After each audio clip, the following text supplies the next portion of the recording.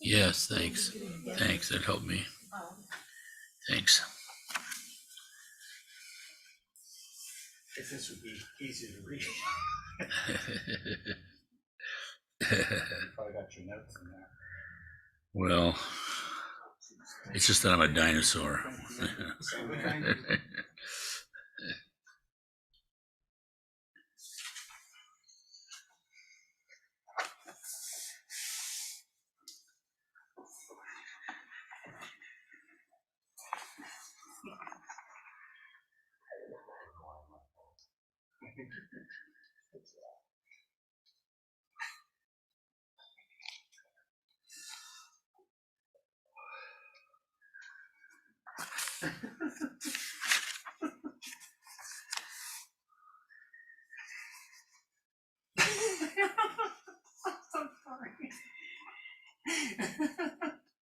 Okay, all right. We'll go.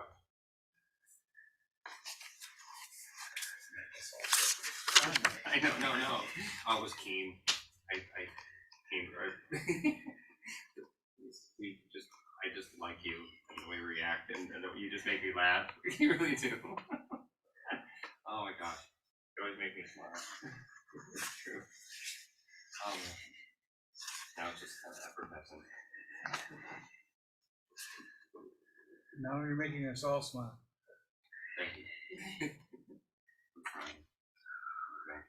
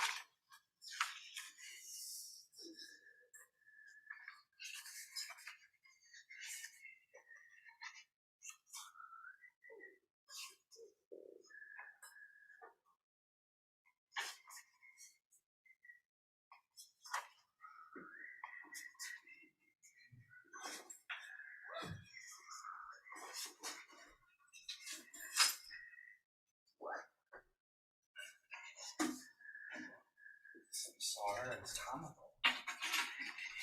Right on. Thank you. It's comfortable. Is it okay? Well, I don't want you to have to look up. Yeah. But you need to look No, down. it's So actually- Right. basically just needs to be pointed straight at you. All right, got it. Thank you. I have to say, Thank now you. that most of my dreams are just going to go with dreams, and that mediocrity really is the spice of life. And, yeah, it is comical. Talk about that big puja up in Canada. So are the fires? Did I hear the fires? You can smell it from here. It's still. That's pretty amazing. It was such a pleasant smelling smoke. And It was nice. it was like Camping it was everywhere. like, just like Dave said, it was like a puja.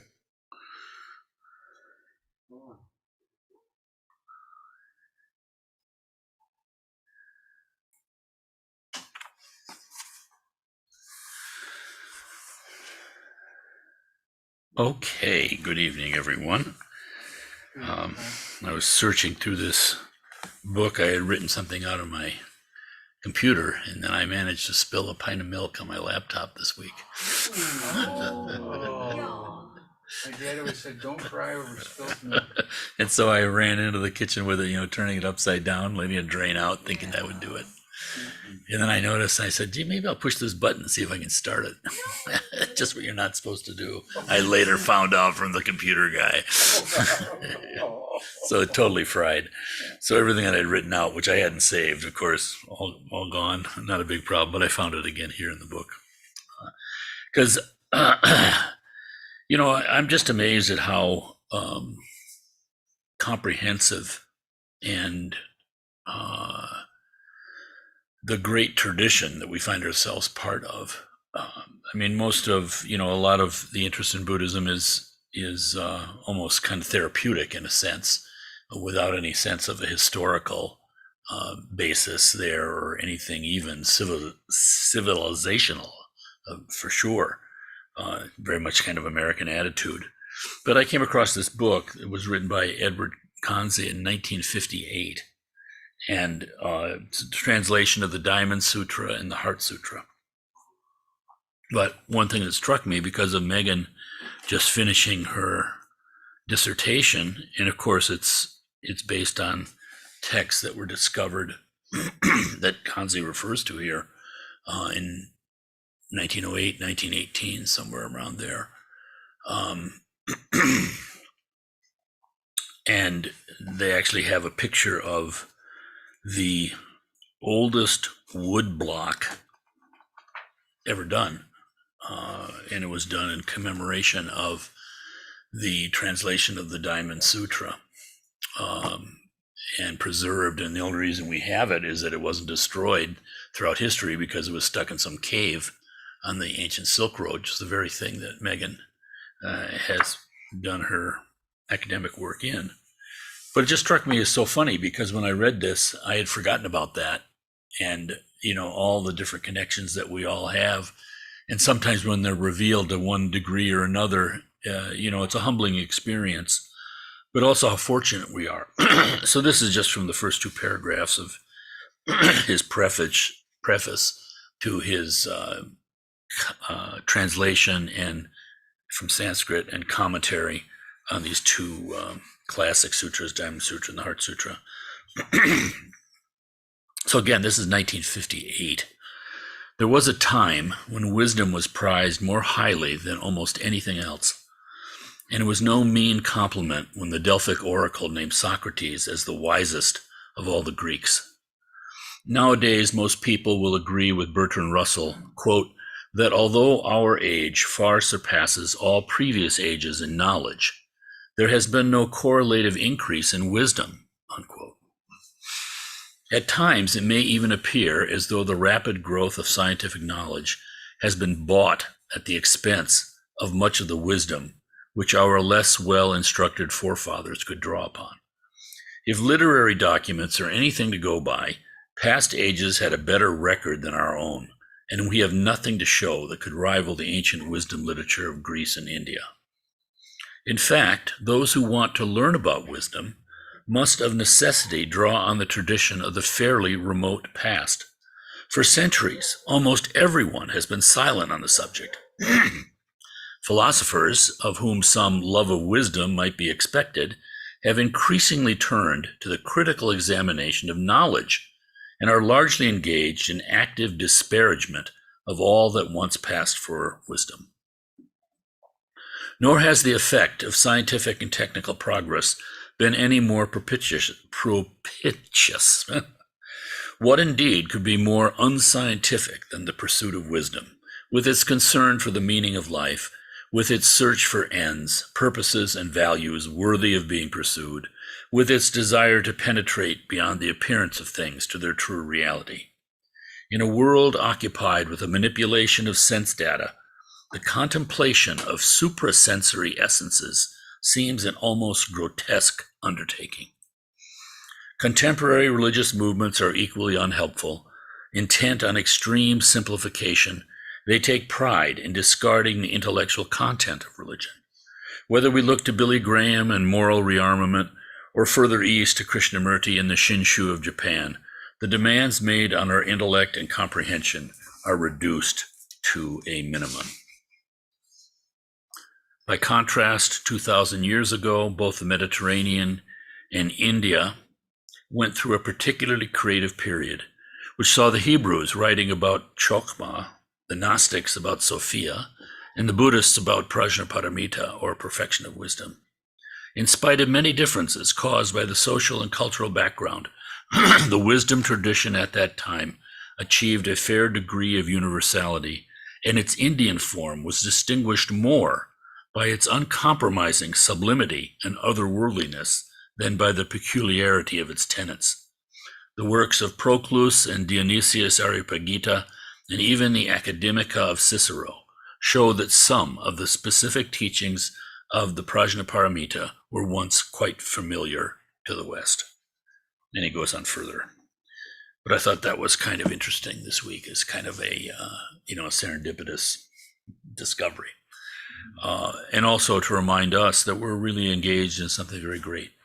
We hear it all the time in our motivation and the constant reminder, the motivation for all, bodhicitta and the absolute states and Buddhahood, all of that, of course, reminds us.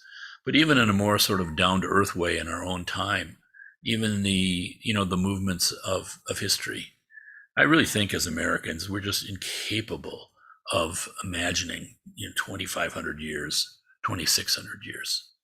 I mean, we do very well to remember 4 years ago. Things just seem to change so fast. So I thought that might be appropriate to read, because now as we're embarking here on the Vajrayana, of course, this is dealing with, wisdom itself.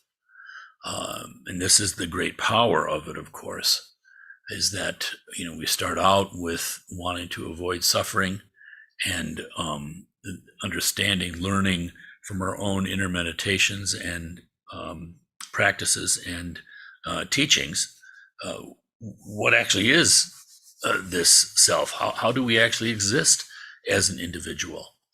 Then moving on from that, wanting to save ourselves, basically, but then taking that next step into the Mahayana. So suddenly, there's this great unfolding and teachings on loving kindness and compassion, with the understanding that those are ultimate states as they are experienced by dualistic beings. And so now, instead of staying away from all of the emotions, all of the kleshas, we can use the great one of desire. And it sort of fits. We're in the realm of desire, of the three realms classically described. We are in the realm of desire. It somehow makes sense to me that you would use desire, that is love and compassion, which are normally, sort of colored by desire. But we're able to use that energy, which is so completely available to us all the time.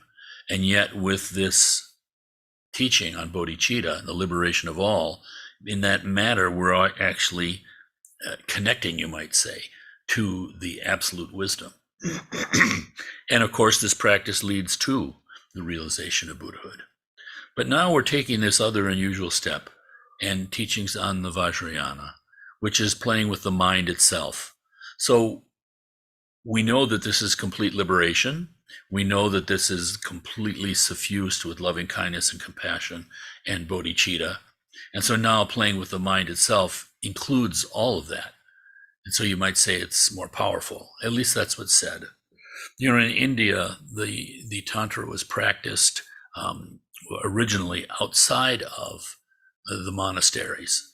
And it was done by individual practitioners, in the middle of the jungle. And it was all very secret. And your karma happened to be that you stumbled onto one of these great teachers, and they would do soak offerings again, at midnight in the jungle. Everything was very, very secret and, seemingly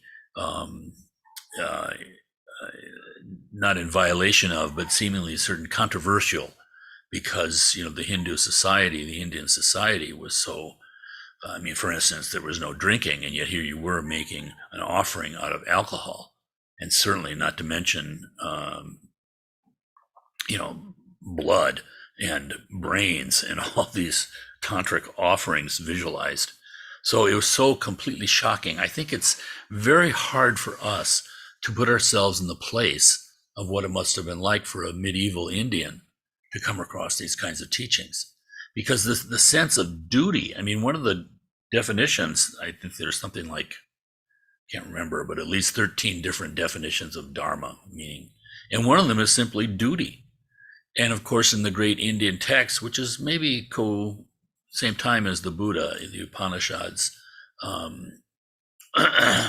Krishna in the Bhagavad Gita. I mean, this is the exact dilemma. You can see how this is powerful for Indians, because he had this duty to fight, and he was just trying to reject that as it being unholy.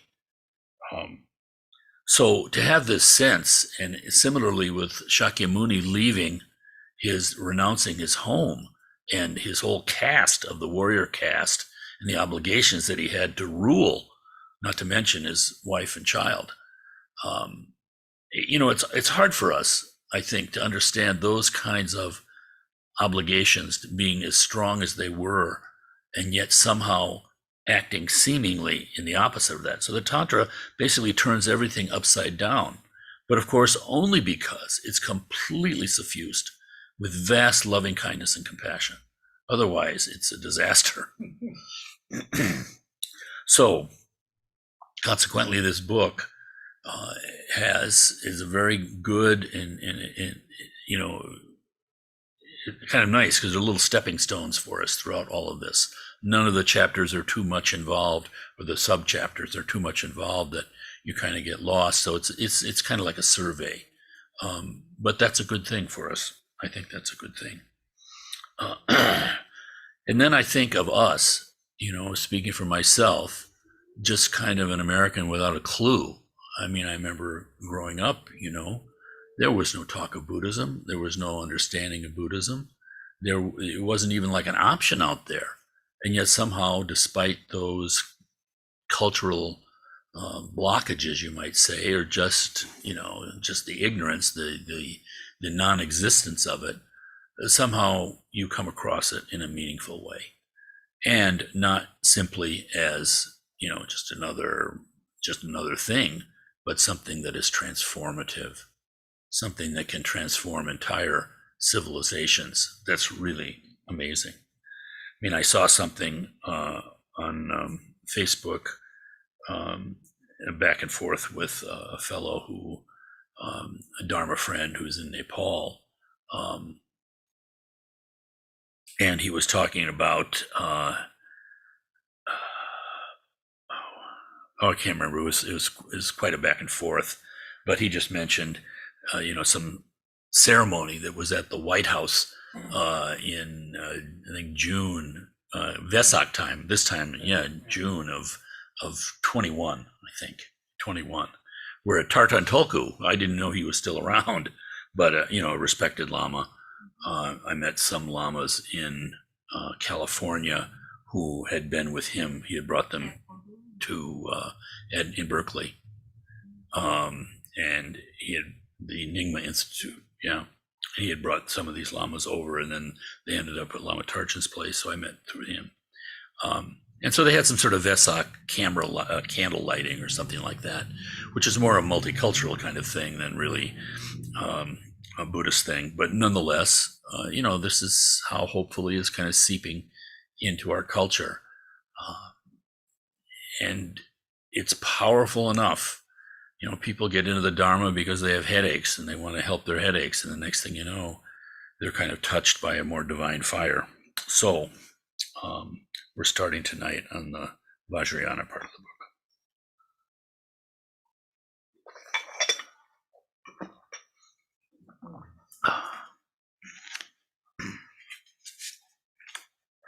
So we're on page 49, if I'm not incorrect. Kalu Rinpoche's survey of profound Buddhism, and the method of processing emotions in the Vajrayana, simply recognizing them.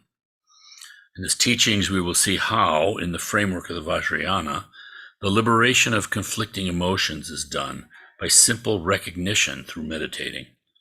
The Vajrayana offers instructions on specifically processing thoughts and emotions to allow people to progress rapidly on the path of awakening. Given that human beings belong to a domain of manifestation called the sphere of desire, particular attention is accorded to desire attachment.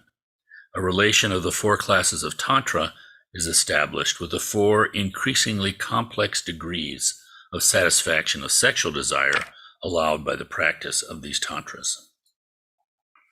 So because of desire, he starts out with sexual desire.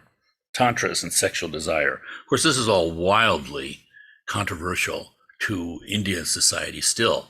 If you talk to an ordinary Indian folk and you tell them that you're practicing tantric Buddhism, somewhat different now because the Tibetans have had such a positive influence in education on the Indian, not the whole Indian public, but at least in India. Whereas the tantric practitioners in Hinduism are kind of regarded as charlatans, and it just freaks them out a little bit. Again, the shock, is something that I think is actually very good, because if it seems quite wrong, you have to look into it. Is this right? Is this wrong? At any rate, tantras and sexual desire. In the beginning of this world, desire between men and women was satisfied by simple exchange of looks. Kriya Tantra corresponds to this level. So again, he's going to talk about the four levels of Tantra. And in the Kalu, the new schools, these four levels of Tantra, the Kriya, Charya, Upa, Yoga, and then the highest is Anuttara Tantra, the Anuttara Yoga. Forgive me, I can't remember the word. It's the highest tantric yoga. So there are 5 levels, so to speak. In the Nyingma, that highest one, the highest level, is divided into 3. So sometimes you hear these, but they have the same Kriya, Charya, Upa, Yoga, the lower tantras, but then their higher tantra, instead of just one state, they have Maha Yoga, emphasizing creation stage. They have Anu Yoga, emphasizing the perfection stage, and then Ati Yoga, which is Dzogchen in Tibetan, highest yoga. Now, with us in the Kagyu, this highest yoga has divisions within it too. Generally, they don't say them so much until you get into it, but they have mother tantras, father tantras, and then tantras that are neither, like Kala Chakra. So it's very, very similar, actually. Okay, so in the beginning of this world, desire between men and women was satisfied by simple exchange of looks. Kriya Tantra corresponds to this level. Next, men and women felt a need for smiling to express and satisfy reciprocal feelings of attraction. The Charya Tantra applies on this level. Thirdly, desire of some physical contact occurred as a desire to touch hands. The Yoga Tantra corresponds to this level. Finally, sexual desire became fulfilled only by physical union.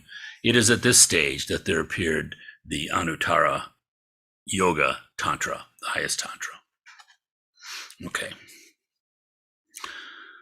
One thing that I thought is always so wonderful about these teachings too is that they're so kind of, they've been so perfected over so many years that the examples they give, and so this is talking about the level of desire that you can handle, that you can transmute with the different level of practice. And I think he gets into it here. All these methods imply the search for a certain efficiency. For example, people cultivate fields. They take pains to plow, plant, and manage their fields.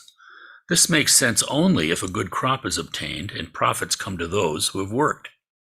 In this case, cultivation of the fields was successful. If, despite working the fields, one does not have a good harvest, the time and effort were wasted. In the same way, in spiritual traditions, different masters give different instructions. The purpose of these instructions is to be beneficial for the mind, especially to offer remedies for conflicting emotions. If, through the practice and meditation in accordance with these teachings, emotions decrease, it means that this meditation has been effective. To the contrary, when emotions remain stable or even increase, it is a sign that this practice has not been effective. It did not accomplish its purpose. The Buddha distinguished results derived from studying and those that come from meditating. One recognizes, he said, a good scholar when he or she has great faith in the masters and in the three jewels, compassion for all beings, and impartiality in the approach of the philosophical positions of different schools.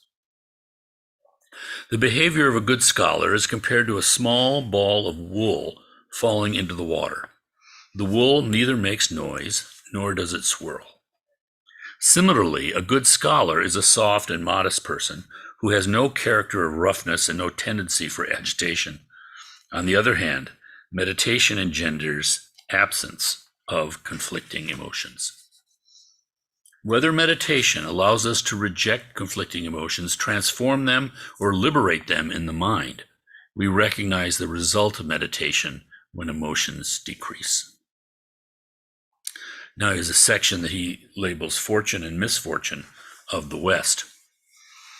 And what's the time on this book? When did he write this? Anyone remember? 1995. Americans and Canadians certainly possess great merit from their past lives. We deduce this from the fact that the external conditions of their lives are extraordinary, and that they have been able to receive teachings, empowerments, and instructions for practicing from eminent persons such as the Dalai Lama, Karmapa, Dilgo Khyentse Rinpoche, Shamar Rinpoche, Sita Rinpoche, or Jamgon Kongtrul Rinpoche. They are also fortunate that lamas as remarkable as Trungpa Rinpoche and others have established Dharma centers in these countries. Therefore, North America has great positive potentialities. The country is beautiful. Houses are very comfortable. Prosperity is obvious in all areas, as seen by the food they eat and the clothes they wear. The abundance and quality of material goods are such that we could believe ourselves to be living in the land of the gods. At first approach, one thinks that people living in such comfort can only be happy. Nevertheless, the mind of North Americans does not always seem to agree with their environment. Instead of finding happiness, one encounters many difficulties, dissatisfaction, and suffering. From where do these problems come? They come from conflicting emotions, and more particularly from the desire attachment, which Westerners do not know how to transform or avoid. It seems to me that if emotions lost their influence, countries would be extraordinary places of joy and peace, along with prosperity. A Tibetan saying is, an empty stomach thinks only of stealing. A full stomach thinks only of desire. That means that those who have nothing to eat are obsessed by the immediate means to obtain food. As for those who are satiated, their minds are tormented by pleasures of the senses. It seems to me that Westerners have their stomachs filled. This is why the use of ways to dissipate conflicting emotions, particularly desire, seems to me necessary to lead people towards real peace and happiness. And you can see your own kind of cultural conditioning in this, because if someone says something like this, like, I don't know, at a school board meeting or wherever you are, the idea of giving up desire, it's the scariest thing in the world to people, because we think happiness comes from fulfilling our desires. The Mahayana is so skillful because it uses that desire for happiness, that desire for completion. And, it's said to be like the raft that takes us across the river. You get to a better place and you don't need the raft anymore. But it's hard for us in our ordinary way, and certainly our cultural level of education and understanding, and kind of like the philosophy that you hear people popping off on popular shows. Very hard to understand that there could be something more blissful than worldly desire, and that there be something in a sense that is beyond bliss that you would even prefer. Again. Now, the origin of emotions. We have considered some of the methods from the Mahayana that allow us to transform emotions. In Vajrayana, there are methods of purifying emotions with the result that these emotions become the 5 wisdoms, or the 5 masculine Buddhas. These methods involve complex visualizations and cannot be taught publicly. Therefore, we cannot discuss them here. Nevertheless, in Vajrayana, there is another approach to the emotions, easy to expound, practice, and beneficial, which is that of simple recognition. To approach this method, it is first necessary to understand from where the emotions come. It is obvious that emotions are produced neither by the body nor by speech. Let us refer to a corpse. A physical envelope remains, but it is lacking a mind. No one has ever heard of a corpse that would feel desire, anger, jealousy, or pride. We cannot in any way attribute emotions to the body. It has no ability to feel them. Speech does not possess this ability either. It is only accumulation of sound, comparable to an echo, lacking in itself the capability of any feeling whatsoever. Emotions are only from the mind itself.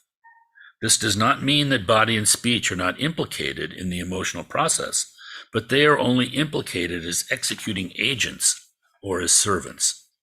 They are not masters of the situation. If the mind, for example, thinks that it is necessary to open the window, it is the body that is going to open it. If the mind thinks that it is necessary to turn on the light or to go away, it is the body that is going to turn on the switch or move. The body can only intervene in the service of the mind, but it takes no initiative by itself. Similarly, the body is not in charge of conflicting emotions, but offers its service to the mind that produces them. Tibetans use speech a lot in their spiritual practices, reciting many mantra or prayers. They are convinced that in doing so, profound purification, as well as vast accumulation of merit, happens. They spend hours reciting. On the contrary, Westerners seem to think that mind alone is what counts, and they have doubts on the efficiency of practice done with the speech. By this fact, the recitation of mantras or the prayer of refuge is difficult for them, and they cannot do it for very long. They simply forget that when speech functions, it is in the service of the mind that directs it. Therefore, it is always the mind that is being used. I feel a particular debt, gratitude to Kalu Rinpoche, who I never met, because this very much described my attitude. On the contrary, Westerners seem to think that mind alone is what counts, and they have doubts on the efficiency of practice done with the speech. It was, stumbling onto the Mahayana, stumbling onto the Vajrayana, and sometime later, some years later, someone gave me tapes of teachings that Kalu Rinpoche gave in the United States. And at one point, he was describing self-liberation practice. I had never had the teachings of self-liberation, Mahayana, Vajrayana. But he was giving instruction on self-liberation. What is the mark of self-liberation practice? Because again, it comes down to motivation.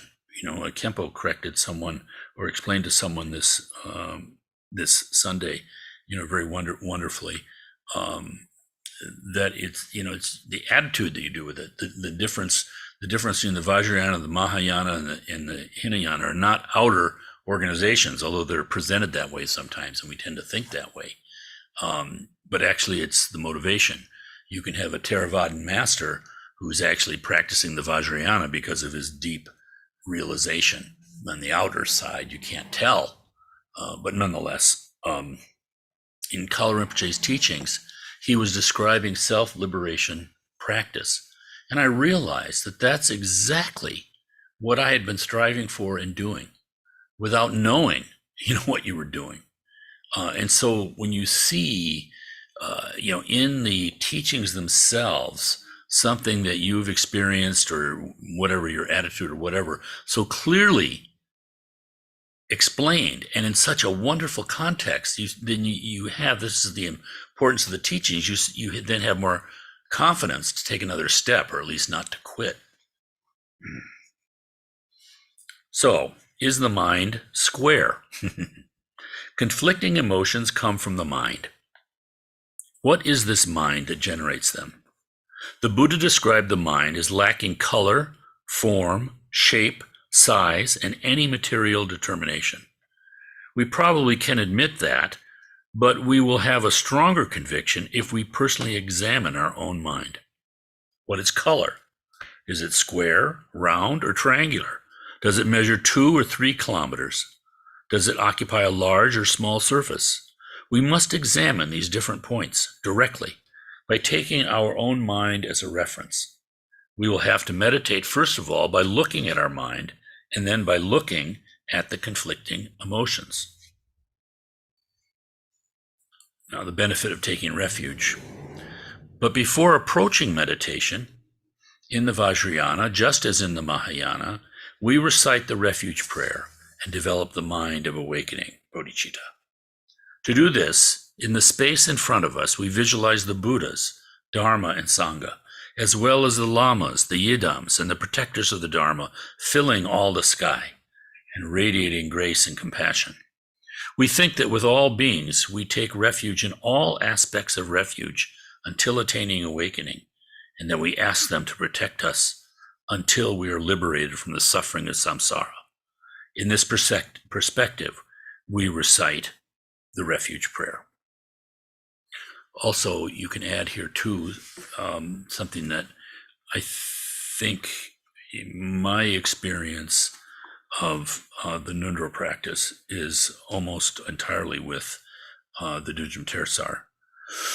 But I think the visualization is maybe close to being identical with the Mahamudra Nundro, fivefold Mahamudra Nundro.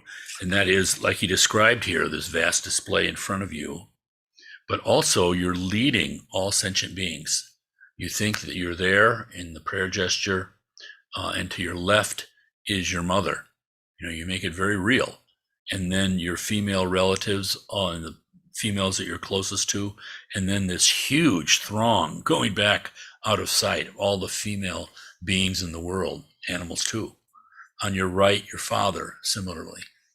So you have this big crowd that you're leading. And of course, that gives you more power because you have some sort of obligation. They put you up at the head. It's like, it's one thing to be, playing your cornet at home by yourself, but then suddenly there's the school concert and everyone's in the front chair, and the parents are out there. So it's very skillful how this works, just playing with those aspects of our mind that cause us to, I don't mean intensity, but just to be more awareness. And also, Lama Tarchan would say, you put all your enemies in front of you. And this is so powerful because our natural inclination is like, hey, you, get off of my cloud. I mean, I get my enemies out of this picture. I just want this pure and beautiful and stuff that I like. When you're prostrating, and the enemies are prostrating too in front of you, they're prostrating to the Buddha too. Again, we're part of this whole thing. You're not excluding anybody. So a very powerful practice, because what we do in our daily lives, of course, is kind of look for that chances to exclude. At the end of the recitation, refuge prayer, we think that the Buddhas and all the aspects of refuge emit light rays similar to those of the sun. They touch all beings, delivering them from all their suffering and impurities, and then give them the blessing of the awakened body, speech, and mind. Within this thought, we keep the mind at rest for a few moments. If we recite the refuge prayer 7 times every day, we will benefit greatly from it. In this life, we will be protected from suffering. Our mind will turn to the Dharma, and we will be able to progress on a path where obstacles are pushed away. Not only that, but in all our future lives. We will find ourselves in the sphere of the three jewels and the three roots until we attain awakening. Do not believe that the daily recitation of the refuge prayer is insignificant. Its influence is great. Buddha clearly stated that those who recite this prayer, whatever negative acts they have done, cannot be born in inferior realms after this life. There is no doubt about this. After the refuge prayer, we generate the mind of awakening. All beings of the three spheres and the six realms live in suffering. We think that we must liberate them from all this suffering and establish them in the definitive happiness of Buddhahood. With this in mind, we are going to meditate. We think of the Buddhas and different aspects of the refuge made happy by our motivation. They are transformed into light melting into us. We imagine the body, speech, and mind of the Buddhas becoming one with our body, speech, and mind. And now we keep our minds at rest for a moment here. Next is searching for the mind with a pin. We are going to meditate within the emptiness of the mind. We usually think, I have a mind. We have the tendency to locate this mind in the body. Some people think that it's found in the head, others in the heart. These are only opinions and do not correspond to direct examination. We really do not know where this mind is. Under the power of fundamental ignorance, the mind believes itself to be me and thinks, myself, I exist, I am this body. This identification with the body covers the totality of our physical organism. We do not limit it to the head or heart. We can experience it very simply with a pin. We prick our head. It is the mind that feels the pain. We prick our hand. It is the mind that feels the pain. We prick our foot. It is the mind that feels the pain. No matter what part of our body is struck with a pin, it is always the mind that feels pain. The mind is present throughout our body and does not occupy one portion of the body only. Participation of the mind is not limited to the body, but reaches the external world by the power of the sense organs. The mind itself is potential of consciousness that diversifies into the 6 sense consciousnesses, the visual, auditory, olfactory, gustative, tactile, and mental consciousnesses. Linked to the sense organs, these consciousnesses perceive corresponding external objects, such as forms, sounds, smells, and so on. The mind is an integral part of the perception of the world. In a certain manner, the mind is not even limited by physical distance. If we think of China or India, these countries appear in our imagination. Of course, this does not mean that we rapidly go to either one of these faraway countries. Indeed, it is sufficient that a person at our side tells us something that attracts our attention, and our auditory consciousness again places us in the present context.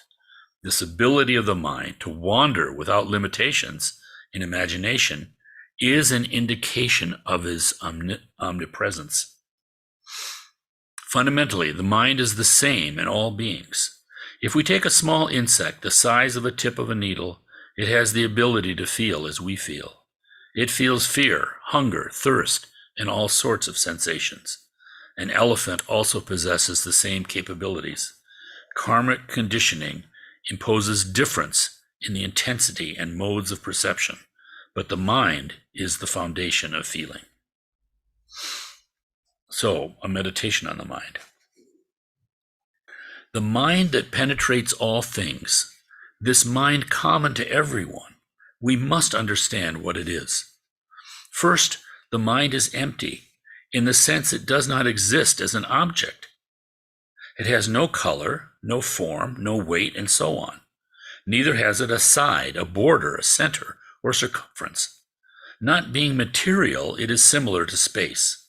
We must know this, because emptiness is very different from the experience that we have of our mind as something very small called me, something limited to our body, something narrow and consequently a source of many problems. Straightening our back, we meditate within this emptiness, vast as space, with our mind open. I have a mind. It is found in my body. I want to obtain that which pleases me and avoid that which is unpleasant. This mode of functioning constitutes a heavy burden, causing many problems. On the contrary, if we place ourselves in a state of being open and at ease, and we recognize the mind as it truly is, penetrating all things and lacking material limitation, we will naturally feel a sensation of relaxation and lightness without complexity. The emptiness of the mind within which we place ourselves is similar to space, not an obscure space with no sun, moon, or stars shine, but similar to the limpid and vast space illuminated by daylight sun. When we place ourselves within the nature of mind, in its emptiness, we have to do so with this quality of openness and limpidity. Second, we also meditate on the clarity of the mind. So emptiness first, then clarity. Emptiness and clarity are not two aspects that we could separate, one on one side and the other on the other side. In the same way, on a sunny day, the sky and the light are one only. The clarity and emptiness of the mind are inseparably one. Emptiness and clarity in themselves are inert. They generate no beneficial or negative activity. They cannot engender thought or conflicting emotions. When we remain in clarity emptiness, similar to empty space, there is at the same time a knowing quality and intelligence. In Sanskrit, vidya, in Tibetan, rikpa. There is a knowing quality and intelligence aware of clarity and emptiness. The emptiness clarity is as evident as the palm of one's hand, and intelligence is the evident perception that we have of it. In the nature of the mind, nothing divides these three aspects. We meditate, becoming particularly conscious of this intelligence. This is so mind-boggling. I mean, this is right from, the get-go. This simple exploration of how the mind permeates your entire body, and then when you realize that all this stuff out there is your mind. It's a taste of omniscience. But because of our, rock solid seeming belief that we are just this self-grasping existence, that's our mind.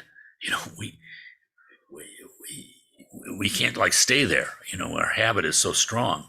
But to have had the instruction like this is like a pith instruction, you might say, where your mind opens up to these possibilities that are right there in front of us all the time, but we've never really had someone point it out to us.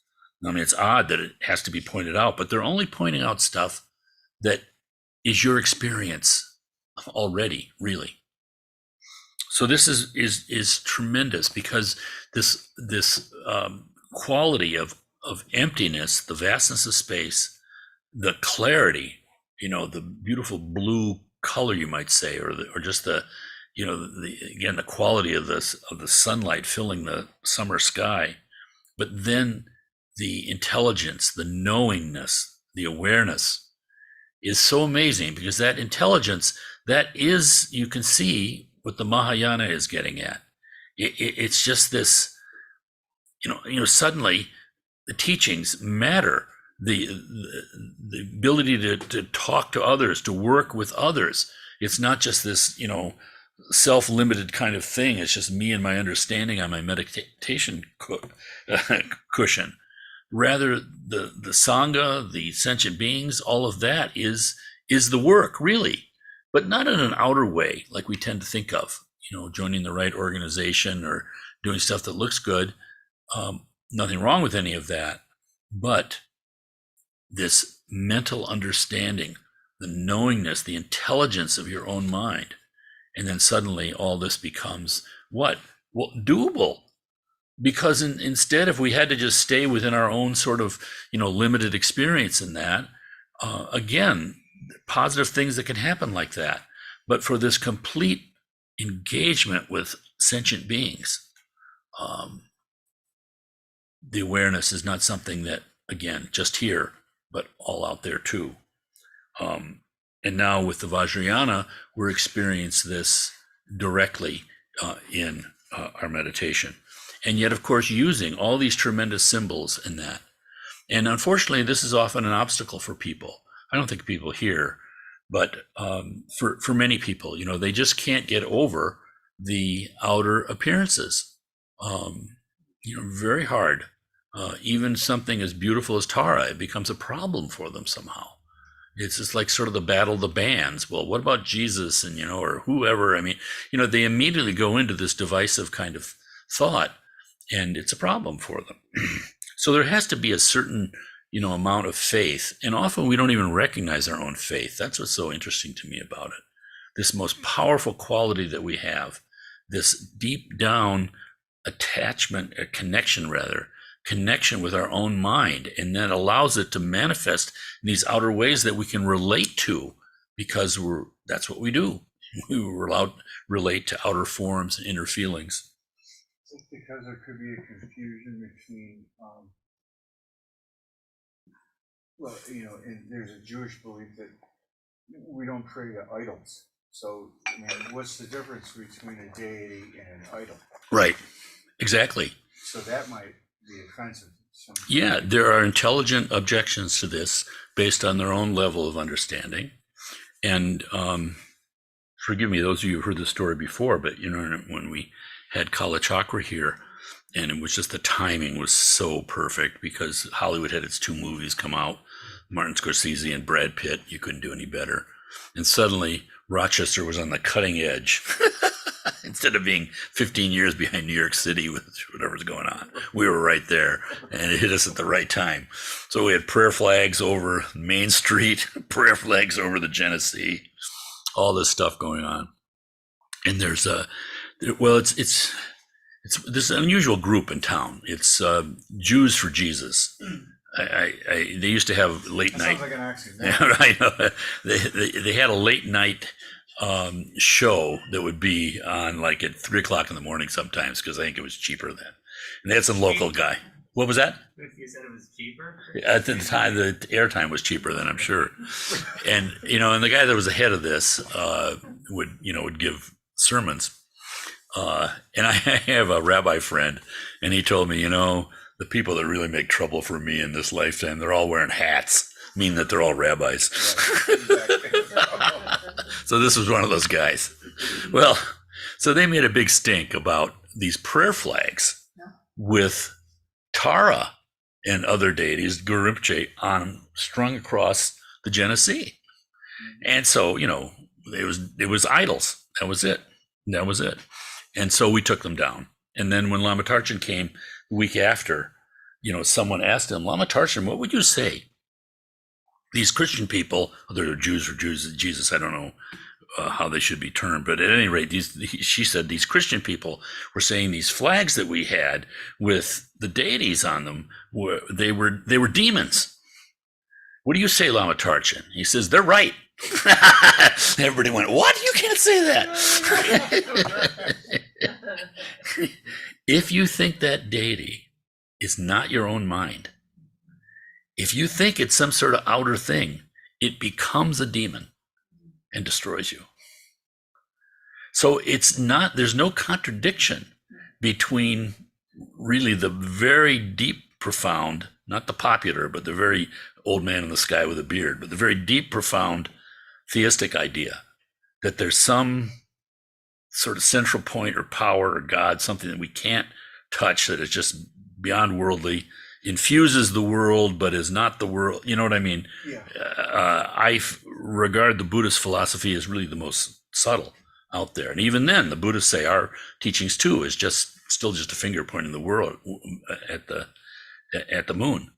So, yeah, absolutely. The thing is usually people don't want to hear. Usually people that are objecting like that are already kind of very fixed, and so there's no need for a debate. But I really do believe that even coming across, it's like they say, he came to bray and stayed to pray. I think, contact with this. Maybe this lifetime, person can't do anything with it, but he sees that Buddha, and it's a cause. There's something in his mind, his or her mind. And that's there because that's real. This is what's funny. That's real. All this stuff that we're running around about, Apple and Amazon and all this stuff, that's not real in comparison. It has a certain kind of reality. But they're close to being idols now too. Talk about idols. Kanzi said somewhere that, we don't see how our own mind works. This is the problem. We're obscured. He said, for instance, when we talk about the Greek gods, with Olympus and Zeus and Demeter and all these people running around, right? He says, yeah, we've destroyed all of them in popular belief, but instead we made them into abstract nouns. So instead we create these deities of abstract nouns, which are pushing us around all the time, and we fight over them, or they cause turmoil for us, and we don't see their limited nature. So this is the thing that's so amazing to me about this simple teaching that Kalu Rinpoche gives here. You go right into the nature of your own mind. And people think, oh, that's very high and I can't do that or whatever. But those are just thoughts. Those are just thoughts too. Okay. Any comments, people, anybody? Anybody has any questions, raise your hand. Yeah. Or pass the mic. That makes me think of having prayer flags and statues in our home and on our home. Say you have family members that come over who might see that as a demon. Mm-hmm. Is that harmful for them? Like, should I be taking all of that down? It's a difficult question because it depends on the particular person and whatever. I think the number one thing is you don't want to make an obstacle to Dharma for people. No. So if it helps not talking Dharma, not having that's a good thing.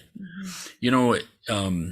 Gretchen and I have been through so much with families over this because again, we came for whatever reason to the Dharma in 1970. And, my father was a very intelligent man, but he was not intellectual at all. He was a very good man. But he thought I had gone nuts, literally nuts. I dropped out of law school so we could join the Zen Center and move to Rochester. And then we were frustrated in doing that. And my father, I told him I had dropped out of law school. And 2 days later, he called me up and he had forgotten. He had so suppressed it that I had told him he didn't know I had dropped out of law school. I had to tell him a second time. And he didn't talk to me for 2.5 years, I think. Something amazing. So you had that kind of a problem. It was very painful, obviously, but obviously my own karma, creating a problem for my own father, that's not a good thing. Mm-hmm. But eventually he came out to Rochester and he even went to a workshop at the Zen Center and sat through some meditation. And he was very enthused about it. But again, he had no idea of what he was doing and wasn't even really curious. He just noticed that somehow our kids were doing okay. And we weren't laying some sort of trip on them or something. And undoubtedly he noticed that we were less offensive than we were once upon a time, even though we maintained our offensive attitudes. So it's more than that. You start to see that there's a change going on. Again, you don't want to look at people where they're at and judge the Dharma. You want to see where they've come from. More like that. So he saw, some sort of benefit going on, even though he would send us then little articles every time there was something in the Minneapolis newspaper, in some stupid thing, it's like some performer or something talking about how zen it was today on the beach or something. He clipped that out and mailed it to me. It was before the internet, right? So it was very wonderful. And in the end, our parents, it was all very harmonious, but it came through certainly not talking to them except when there was appropriate moment. And it was more just, for instance, for him, it's so funny. You see, we went to India, for instance. I remember coming across a Thai temple and just being struck at the beauty of it and the proportions and just, it moves you in a non-conceptual, intellectual way. For my father, the Zen Center was like that. He walked in the front door and the place was clean. seem to be together. And he was a businessman. He knew how much was behind the scenes in order to produce something that looks like it works. Right. So yeah, it's a tricky thing though. Okay. Yeah. So when a lot of people here started, I'm assuming most of us weren't born into Dharma, but when we started, how many, when the relatives not say okay, but like, okay, well, that's the path they're going down. How many of you, for a Christmas or birthday present, got the art of Zen and motorcycle maintenance?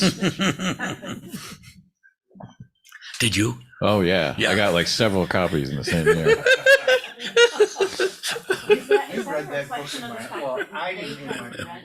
Yeah, they didn't read it, and yeah. Right. So if you come from a family who's read it. Yeah. Then Yeah. It's a good book. we were living in Minneapolis, and Robert Persig, the author, was in Minneapolis. He was going to the Minnesota Zen Center, and we had visited there, but never practiced with him. One of the things that struck me was when you're talking about refuge and you're visualizing like your mother and your father, how, and then your close relatives, and then on and on and on the strangers, how close to the, I don't know if I can talk about this, but I guess in here I can, how close to the Yamantaka visualization that is, except for its wife and son. Mm-hmm. Mm-hmm. It's very, and it's, Yeah. it's a closed retreat, complicated, and then just through study group you realize it's like when Zhiravka was here. It's like, oh wow, it's just direct. Yeah. Yeah. It's really simple. Yeah. And isn't that something? I mean, this is what's amazing. His teachings right here on this simple analysis of the mind. Yeah. You realize with all these practices, it's the same. And suddenly it's not like, it used to be, oh, geez, should I do, people still do, should I do green tar? Should I do white tar? They got a problem going on. Where's the spaciousness of the mind? Immediately lost. No clarity. I'm confused. I'm laughing nervously right now. Right. But we all do it. But Yeah. and it's not to criticize folks. It just shows you how completely churned up our mind is. Maybe that can help with Stefan Rogo's, for lack of a better term, problem when relatives come over, cover the Yamantaka or Vajrakalaya, leave the Chenrezig out, the Yeah. Amitabhas out if you want, Yeah. but more talk to them like you were describing. It's just a prayer. The visualization is just a prayer, wishing my mother and father, my relatives, and then eventually all living beings love and compassion. Yeah. And you're literally telling them the Yamantaka visualization Yeah. in a more peaceful, relatable way. Right. And it's just so stuff like this study group really does help when you're navigating on the Dharma path in the samsaric world. Yeah. That, especially with the outer obstacles that Yeah. get thrown at you and cause the inner obstacles. Yes. I do have to say one thing. Yeah. My in-laws they no longer stay at home. For that reason? Probably not. Or just smoother. Well, see, that can be skillful too. My father always stayed in a hotel. He liked it better, He didn't want to have to relate to us every single moment. You know what I mean? It was a different generation. And ahead. one last thing is, who's all up for some Anutara later?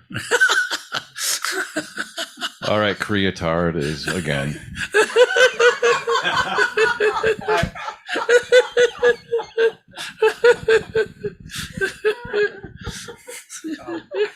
Just wanted.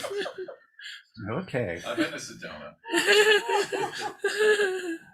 To add to the predicament of I sort of call them fierce deities now, but I'm actually, it's ironic because I'm in the middle of actually doing work on revamping certain tantric practices for the lay person. It's my hope to come up with four deities such as Shakasambhara, Vajrakalaya, what's her name? The Tara. red, Treasure King. yeah, and probably Vajrakalaya. And my thinking is that we already live in a comic book culture, and you have all of these all of these beings with superpowers, and they do Right. different things. And if you look at the comic books, they all look the same. All the women look the same, and all the men look the same. They have this Right. same musculature. You ever wonder how Green Arrow could fight Superman? They have the same build. But at any rate, for me, I really in a way, it seems to me that American culture is kind of prepped right now Uh-huh. to begin to really understand these deities in a way that they might not be able to have been able to Previously. before. And so I showed Frank a paper that I had written. I'm on my second paper. I'm working on Shakasambhara now. But I basically take the Vajrapani Tantra, and I make it say this is for street kids. And these skulls, these are these things that you have inside of you, your fear, your anger, your jealousies. These are these things this is you conquering these, et cetera, et cetera, et cetera. I don't need to go through all of that. But it does seem to me that America's bugaboo is more around the sexual tantric practice, and then the fact that these other things look like devils.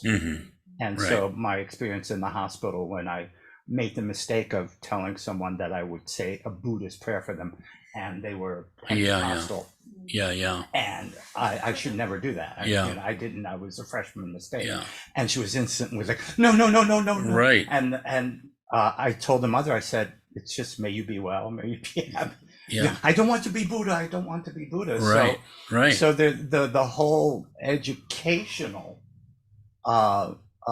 dimension is out there to be had. And for me, what's problematic is because, to a certain degree, not totally, but Buddhism is not a proselytizing religion, it's fertile ground for misinformation. And we kind of leave it be for people to say anything they want without really going on a fierce disinformation page, because our front person is the Dalai Lama, and he's just all love and compassion and yada yada. But it's as they dig deeper, and then they go, oh no, what anything to do with these deities? That it gets to be. The thing is you can always speak to the meaning. That's what I loved about this little introduction from Kalu Rinpoche, because Yamataka and Vajrakalaya look scary. Why? Because that's the power of bodhicitta. That's real love. I mean, again, Buddha's previous lifetime, Vesantara, his last lifetime before being Gautama. I mean, very hard for anyone to accept what he did. He gave away everything. I mean, he gave away his kids. He gave away it all ends. The mythic story of it is like this mirror of what happened in the next lifetime. So it's harmonious. It's complete. But that level of the perfection of giving, it's like, I think I'll hold on to something a little bit. Thank you. But if we can speak of the meaning, that's always safe. And that's really what it's about. And so too with our experience. This is the great liberation. People think that they have to, I don't know what, go to a 3-year retreat before they can open their mouth. And no, you can, even our reactions in different situations is a big teaching too, without any words at all. But certainly even the words from our own experience, this is like just saying this was really weird to me, but you know what, there's some wisdom there. And then I met this teacher who was like, he's just like totally human being. I've just never met someone like that before. Whatever your experience is, I'm saying that's what people hear. People hear your sincerity. People hear, maybe because we're such a commercial culture, we are just so tuned to bullshit. I chuckle, watching TV at night with the ads. And if you take the literal meaning of anything that's said, it's just like, it's just so funny because it's so sort of naked greed. We're all happily being fooled, but we're not fooled at all. We all know what's going on. So with the Dharma, when it comes out as sincere, that makes a huge difference. And even what is it's not fierce deity. We call them wrathful deities, and that's kind of a misnomer also, because there's a connotation behind wrathful. Yeah. Which is why in my writing I use fierce at first. Yeah, that's a good idea. Because I can see telling a street kid, well, this is a wrathful deity. Yeah, right. He whips out his semi-automatic. All of a sudden it's on. Right. Justification. Right. It's that problem of English. Yeah. Gretchen has something to say. You made me think too when you say problem of English. Right. So Megan gave us chapter 1 of her dissertation. She was so happy to have it done and just gave us. So Gretchen's been reading it. How many pages are you into it now? I'm on page 17. All on the word Lotsawa. Translator. So this is the depth of understanding. We're throwing words around like, who cares? Whatever. Yeah, whatever. Exactly. Whatever. It's all in the definition. Each syllable, Sanskrit, Tibetan, how they did it different. We have no idea because, again, it's like reading nuclear physics. You read quantum stuff and you just go, wow, this is so over my head. But obviously so much thought has gone into it and it's so profound. That's what the Dharma is. But for the ordinary American, it's just like, it's like, I told you I had the job interview when we left the Zen Center. We didn't leave the Zen Center, but we moved to have kids back to hopefully getting a job. And I hit the job market. And again, this is before Dalai Lama won the Nobel Peace Prize. And they looked at my resume and they said, oh, yeah, you were at the Smithsonian? Yeah, I was working at the Smithsonian. Well, there's this 10-year gap here. What were you doing? I said, well, I was at a Buddhist center, studying. I was interested, I helped with the work program, blah, blah, blah, blah, blah. And the guy says, oh, yeah, Buddhism. Yeah. My wife is into witchcraft. So it's all just anything other, There's no discrimination at all. Gretchen. Yeah, I was just going to pick up on George and Rob talking about using language that people can understand. I think that's really great that the street, trying to translate it into, I don't know what you call it, street vernacular and stuff. But even at home, in words that aren't necessarily the words you would use in talking with a Dharma brother or sister even, but just, and for an example was my mother in 1991 had, after having had previous cancer, her doctors told her to get her affairs together because there was nothing more they could do. And she came out to Rochester to see, I think it was Tracy's kindergarten graduation, or something like that, and Megan's piano recital. And this was in June that year. And Lama Tarchin, her visit overlapped one night with the last night of Lama Tarchin's visit from Lama Tarchin. And he ended the soak, on the final soak that night at the Dharma Center, as quickly as he could, basically, because he wanted to come back to our house and talk with my mother. And so he came back, and she had, she knew of the Dalai Lama. Had he won the Nobel Peace Prize yet? 82. It was 82. Yeah.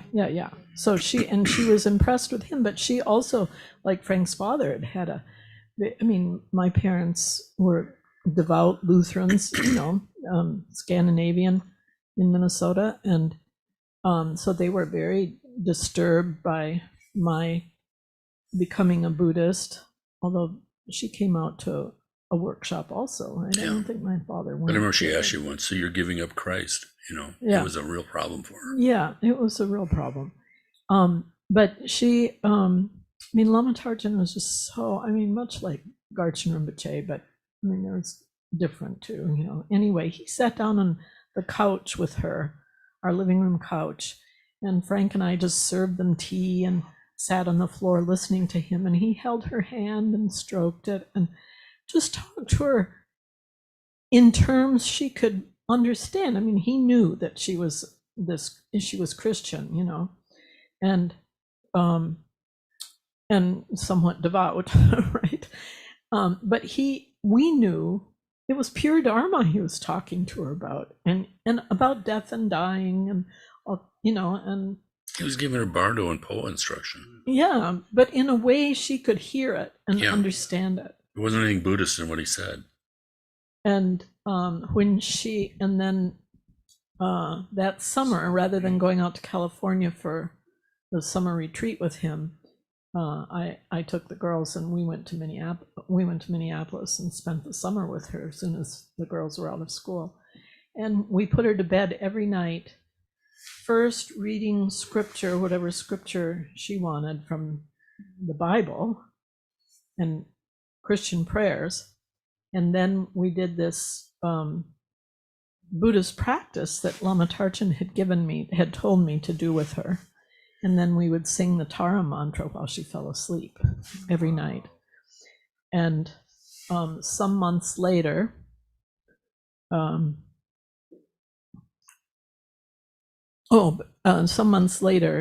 she did pass away. And but when she passed away, and even that summer, even when we were there, she had on her dresser, she could see her dresser straight away from her bed.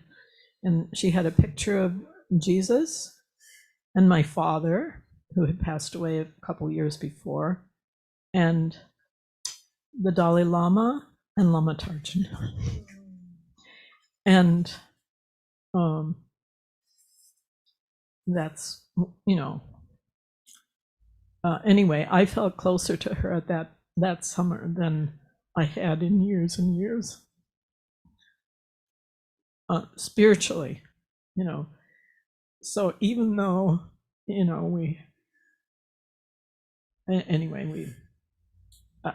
really is important to speak to them, not in necessarily Dharma words, what you think are, the proper words, but what the meaning is, and translating it into words they can understand, language they can understand. It's said of a realized person that they can say all the wrong words and yet convey the right meaning. And conversely, of a worldly person, they can say all the right words and convey the wrong meaning. So even at seminary, we, just from conversations in the pit, where we're talking with our Anglican and Presbyterian and Christian brethren about the Dharma, and where it's just this fertile ground, and then next thing I know, they're all in our classes. And it's a wonderful thing, there are Christians who will take the Buddhism classes simply based on conversations like the experience that your mother had, but with other Buddhist practitioners, with those of us, and they take classes and add it to their dimension and perspective. It's really it's beautiful. It is beautiful. It's a wonderful thing. It's really, really, really, really quite beautiful. I always thought, even of these teachings, what you read, and I was reading it, and I thought to myself, there's nothing in here that's wrong. Yeah, it's just reality. There's absolutely no thing in here that's wrong. Right.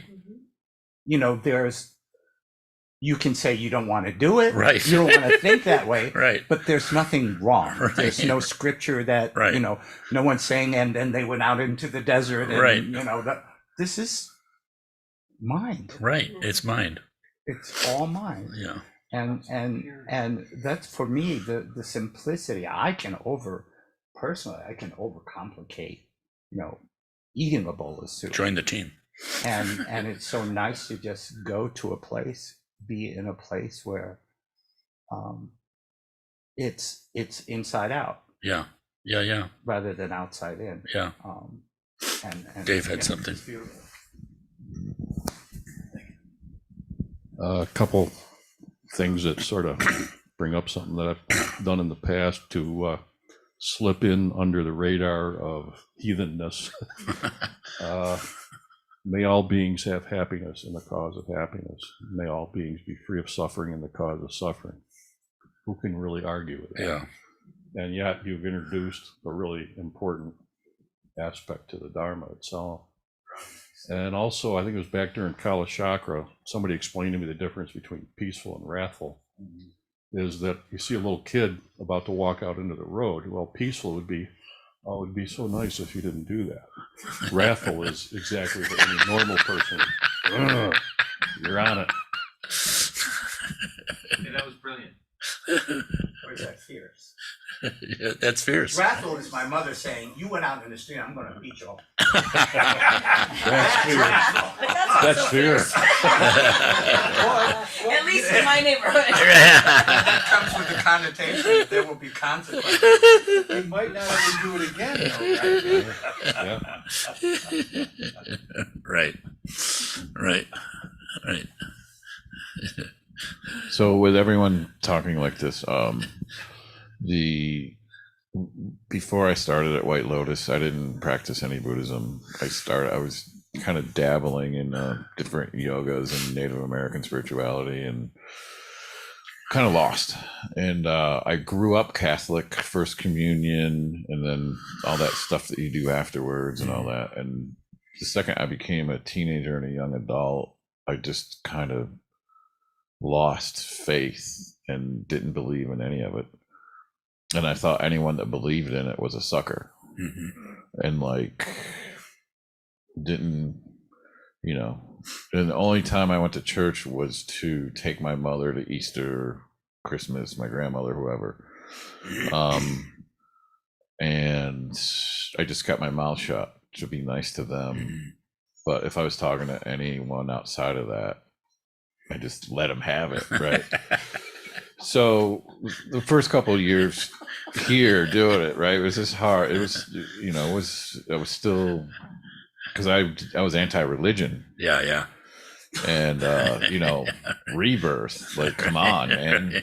And that was literally the last hurdle that I got over. Yeah. And I've shared that story a bunch, but really being here and practicing as little as I do, I can see all of the benefits, and one of them is I don't discount any religion anymore. I don't feel that that in particular, say, the Catholics are right and the Muslims are wrong, or vice versa. I don't feel any of that. I feel Garchen Rinpoche taught that the foundation of all religions is love. But and I think I realized what made me hate the religion, or any religion, was the man made mistakes based on clinging and self-attachment, which you learn about here. And if you dive into Christianity and look into the tenets of what they say, if a person named Jesus actually existed, is teaching, it's bodhicitta. All of those lessons are just bodhicitta. And so how can I be angry at someone for going to church for that, if that's what they believe? If they're just going for the rules for their life structure and to point fingers at other people, that's the wrong way to do it. But you know what? We have people that come here and do that. Sure. I mean, so you're doing it wrong, man. Was like Emily Faith brought me here. She's the one who introduced me to this, and that was our joke for years. Like, hey, man, you're doing it wrong. But, I joke around and stuff, but really this has opened my eyes and enlightened me to, pardon the pun, other religions. So when my grandmother passed away, I was with her the night she passed away, and I was able to, pull out my prayer wheel that's blessed by Garchen Rinpoche. This is all in my own mind. It's all mostly white Tara, and she was an Episcopal, and she had an affinity for Mother Mary and all that. So I was doing that for her and whispering Amitabha mantra and Tara mantras and things like that. But in my visualization, instead of the full poa, the visualization was her, and I was picking at her hair on the top of her crown. I was visualizing her leaving and going to her Dewa Chen, which is a Christian heaven. Whether it's higher or lower than what we're doing, or even, or whatever, however you want to categorize it, it's what made her happy. And I showed her my favorite part of our prayer book when I started was the 4 immeasurables that Dave talked about. And I showed her those, and she's like, "That's amazing! You guys do the same thing we do." And she's so excited and stuff. Yeah. Anyway, I'm sorry, I'm rambling now, but like, What about Buddhists? Or what about atheists? yeah, I was one, and now I, But do you have the same equanimity for them that you do for others? I have a lot of compassion for them. Yeah. Because I see it is. It's like, and my dad is like that. He's like, I don't want any fuss. They're gonna cremate me and spread my ashes over the mountains in Palm Springs, and you guys don't even have to come. Yeah. You don't. There's no ceremony. Yeah. No. Yeah. Right. He Right.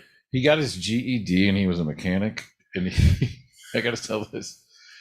He's one of the wisest men I know, but you wouldn't know it talking to him. And I got him a birthday card with Manjushri on it from the old place, and he's like, "What's this?" And I go, "It's the Buddha of wisdom."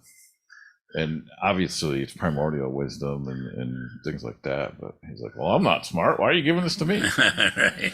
And I just said, "Just think about it for a while." And he kind of got it later. But anyway, sorry, The I'm rambling greatness now. of this too is, the compassion is that there are methods. I mean, upaya, method, sometimes it's instead of compassion, it's all method, because there's stuff you can do. I mean, this is wonderful. Someone dies, there's something you can actually do. It's so good for your own soul. Yeah, she was my favorite person. I would have been devastated. Yeah. But I had this, what Gretchen was talking about. I had this with me. I was armed. Right. Armed. Yeah. Not that I didn't want to cry or anything. It wasn't like that. It would have taken me years to recover. Yeah. And I was able to be with her when she passed Yeah. away and feel like I helped her. Yeah. And then walk out of there, obviously sad, but also happy. Yeah. It's not total suffering anymore. Yeah. Rachel. I don't know if this is a really naive idea, but I think that there are a lot of people walking around in the world who may not seem like they're really on the right path because they haven't studied something or they don't profess a belief to a particular path or religion, but in the way they live and in the way they act, they get it. Like, I don't think, for some of us, we need kind of something as a touchstone. We want something to study. We want people to learn from. But I think some people, they're karmically somewhere else. And I think it's sort of silly to me to try and understand where anybody might be based on the way they might talk about things that Absolutely. are heady and, You can't tell because esoteric. you can't see someone else's mind. We think we do, and sometimes probably we're right, but basically you can't say. And it's just such a wonderful, just like explosion of whatever, like Trungpa, his I think his 13 previous incarnations were all spent in caves. you know, and then you come out with all this power to help people. But it seems like being in a cave, how does that help anybody? We can't see from the outside. We don't know. It all is that motivation and the fundamental wisdom. Compassion comes right along with the wisdom. Can't be otherwise. So to extend to that, the thing that I'm trying to learn or practice rather is respond to everyone as if they were on the path, not with language, but with love and compassion, with the small actions of everyday interaction that are speaking louder than the words would. Yeah. And I just feel like that is always the thing that I come back to that centers me the most and makes me convinced again and again and again that this is the right path for me, because it makes me feel like I'm right in the world in the way I can be in the world with others. Yeah. Okay. Anybody else, or go ahead, Dave. Sorry. Two things. One was that, what's left of Christian culture here. One of the better books I've ever read was Living Buddha, Living Christ by Thich Nhat Hanh. Oh, not Hong. Yeah. And if there's anybody who regards themselves as especially Christian, would gain a lot from reading that book to see that we're not after Christians, we're not out to beat them or whatever. I think, in fact, the Dharma has a lot to offer to anybody. We should be teaching Christians meditation. Yeah. That would be something. And the trick is but Christianity itself has so much less influence, and I think everybody's on the path. Most don't even know it. I didn't know it till I walked into the art gallery. Whew, that was quite an experience. But I think there are questions you can ask that don't get asked by our culture to make people maybe dig a little bit. What is happiness? What is suffering? Those are important questions. Absolutely.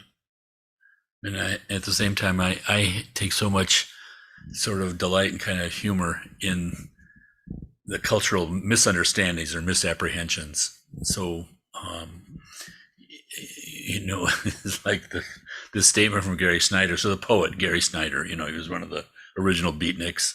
He was one of the character of one of Dharma Bums, the book that Jack Kerouac wrote. Gary Snyder's character was the main character in that book. And, he went to Japan, he practiced at a Zen monastery and that, and Zen teacher then later in his life. But he asked someone asked him once about Tibetan Buddhism.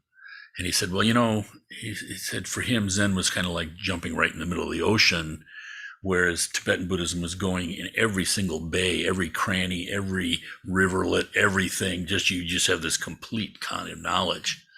But he says, but to the ordinary American, it kind of appears like Mexican Catholicism on acid. That's pretty accurate. So if we can speak to the meaning always, don't get into the hook knife.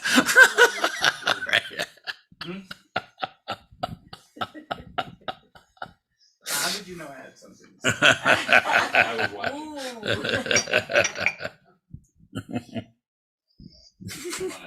Okay.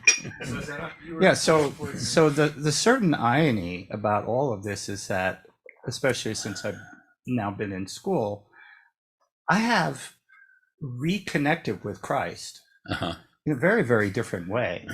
And especially, doing chaplain in the hospital where 95% of the people I'm seeing are Roman Catholic. Yeah. And I don't find any conflict. Right. Or, I say prayer and I stop saying this is I will say Hail Marys. I carry my book of scripture, the appropriate prayer, even for the dying. Yeah. The things I can't do, we bring in the priest. But, and then I end with metta and I just say it. And I don't say anything about this is a Buddhist prayer right. at all. And I feel very, a head full of anything is a horrible thing. But there is no Christians in the Bible. Yeah. There's no Holy Trilogy in the Bible either. So I'm really, really comfortable Uh-huh.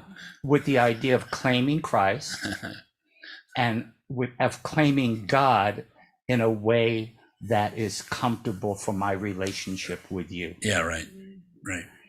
And because my spirituality tells me I can do that. You can do that. Yeah. Because it's all part of the same consciousness. Yeah. And whereas the thing I do for you is for this time and place right now, I know that. Mhm. So that's fine. For myself, I don't, Yeah. And- There's no split between clarity and Yeah. emptiness. So there's no conflict at all. Yeah. And so I'm not a good Catholic boy, but I'm still a I'm still a good person. Nice one, George. Does the Pope agree with that? Right. There we go. Now we're in problems. This particular one, Yeah. All right. Well, we dedicate this evening's efforts to understand, to study, to share, to talk with all motherly sentient beings. May each and every one of them be saved. Swaha. Okay. Thank you. I'm so glad George, so- Yeah, glad you came, George. Because we watched, our family watched The Chosen, And we just freaking loved it. we just look how my son's just like, oh my god, that's what I love. We don't have to. My son said, we don't have to convert. We should watch. We should hang out with more of the people. Because he's a little bit. We should hang out more. No, I don't get into kissing contests with people on theology. Oh yeah, I just say I love it. It's great. Whatever you want.